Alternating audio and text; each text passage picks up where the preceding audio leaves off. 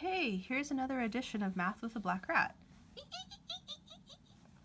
This time, I want to talk about integration by parts. There's an interesting case that comes up, so this video assumes that you know what you're doing with integration by parts, that you're comfortable with that. So here's the formula. If you've got two functions multiplied together and the integration is icky and you're not sure what to do, then sometimes this is a useful technique to identify something. You've got two functions multiplied, yeah. One of the functions to be u, and one of the functions to be dv. And you have to differentiate u, and you have to integrate v, and then you stitch the pieces together like this. And the idea is that you hope to choose u so that the derivative looks nicer, and you hope to choose dv so that his integral isn't so icky. And this is really useful when you have polynomials against an exponential. Then if you let u be the x and dv be to the e to the x bit, then when you differentiate the polynomial bit, it makes it nicer. Polynomials reduce themselves down. X squared will differentiate to x will differentiate to 1, and so on. And e isn't so ugly. If you integrate him, you get him back. So when you stitch the integral together, you've got something nicer to deal with. Same story with polynomials against natural log. In this case, you have to let natural log be u, because integrating him is weird. You can do it, but it's not quite so obvious. But this is okay, because when you differentiate, you know this, I'm just recapping it. Add 1 to the power, divide by the new power. When you stitch v du together in your formula, you get a power function, and the integration is simpler. Okay, and again, if you get polynomials against something that looks like trigonometry, a cosine x or a sine x, then again, you want to make him your u, and cosine or sine your dv, because when you differentiate polynomial, you get something simpler. Cosine integrates to sine, and if you have to do it again, the sine will go to cosine, and the trig flops around itself, cosine, sine, some negatives thrown in there. But the polynomials will reduce themselves down, and you've got yourself a technique. Okay, but what happens when you put the flippy-floppy sine or cosines against a samey e to the x? What the hell do you do with that? Okay, so that's what I want to talk about today. I want to talk about what happens when you have something like e to the x sine x dx. How do you integrate him?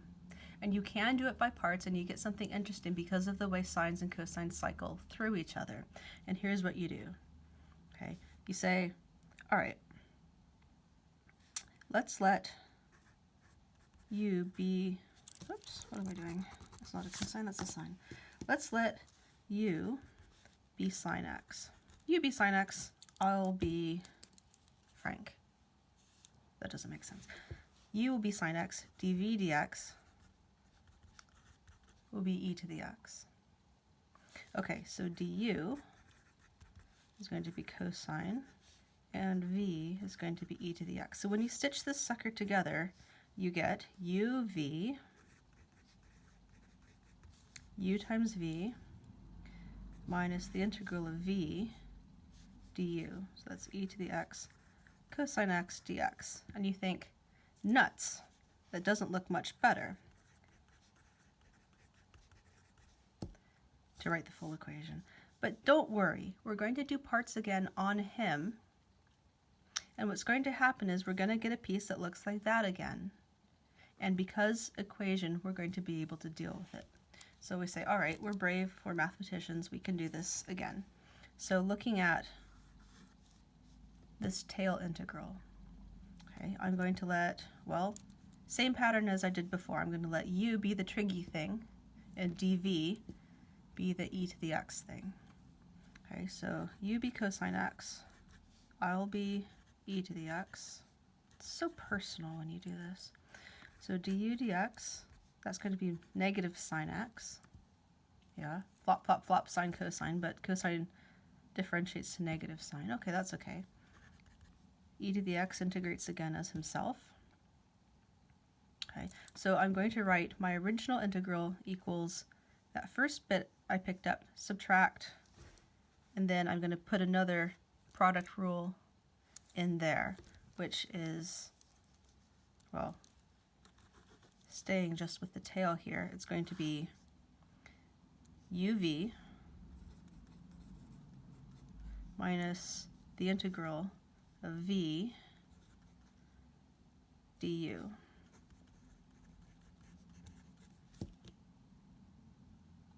Okay, I hope you're writing this down and not just watching me do it. It will have much more meaning if you write it out for yourself along with me. Okay, so this is what we got when we did uv minus v du the first time. Okay, then we grab that tail and run integration by parts on it again, and that gives us e to the x cosine x minus the integral of e to the x times negative sine x dx. Now, I'm going to get a fresh sheet of paper, so I hope you wrote all this down. Not that you can't rewind the video. Rewind? Does that even work to say rewind on YouTube? Okay, so that negative and that negative are going to give me a plus. But then I'm ultimately subtracting everything. So I'm going to subtract him, subtract him. You need to write it out for yourself to make sure I'm not telling you a fib. Okay, I don't do it on purpose.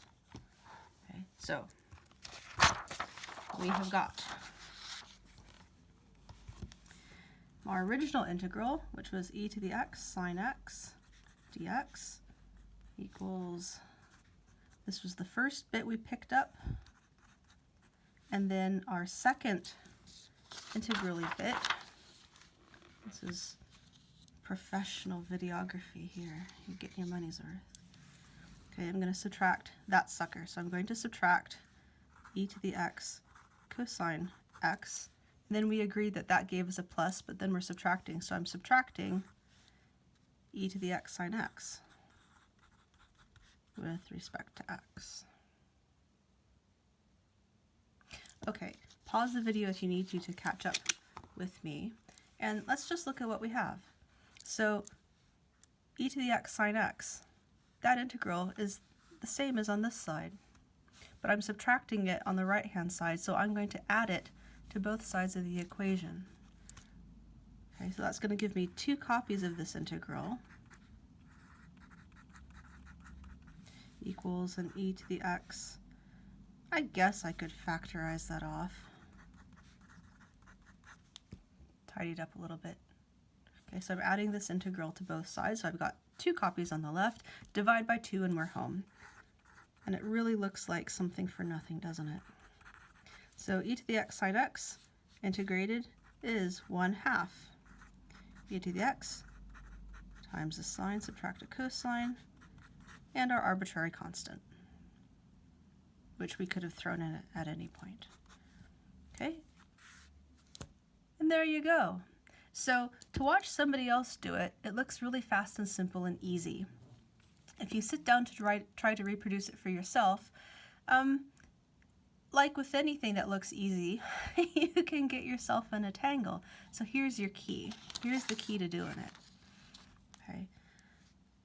When you set up your u and your v, I let u be the trig thing and v was e. When you do it the second time, keep the setup the same. U is going to be the trig thing, and V is E again. Okay. If you swap it over the second time, then you're not going to get a piece that matches your first piece.